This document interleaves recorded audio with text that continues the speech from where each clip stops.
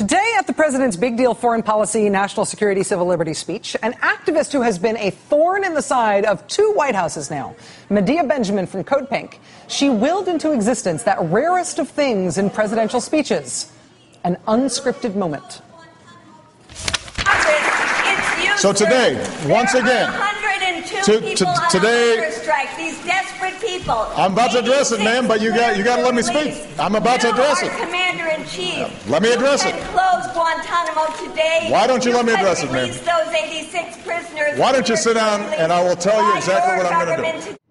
President at first seemingly flustered by the interruption, sort of. But then nobody quite knew how it was going to end because the heckling did not stop. She stopped for a second, but then she interrupted the president again and again and again, and eventually he just let her speak.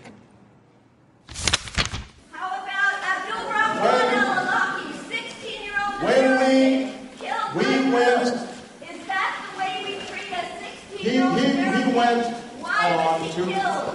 Can you tell We us went on. why Abdul Rahman al-Awlaki was killed? Can you tell Muslim people their lives are as precious as our lives? Can you take the drones out of the hands of the CIA? Can you stop the signature strikes that are killing people on the basis of suspicious activities? We're addressing Will you that. apologize to the thousands of Muslims that you have killed? Will you compensate the innocent family victims? That will make us safer here at home.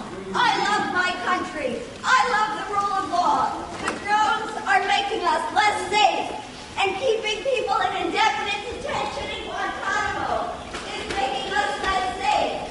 Abide by the rule of law. You're a constitutional lawyer.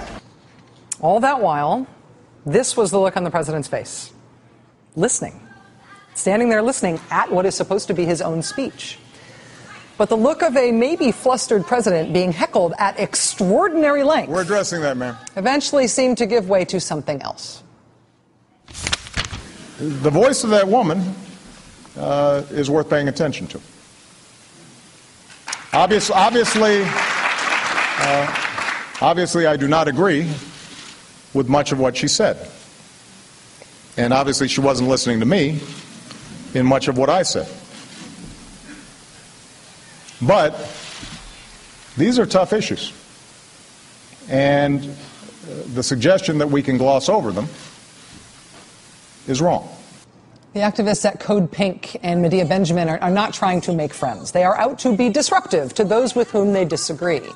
And the president today reacted in a way that was so surprising, in part, I think, because he thought he was saying something with which anti-war protesters would agree. Essentially, the moment there was, hey, stop interrupting me and you might like what you're hearing. At least some of it, you might like what you're hearing. More ahead.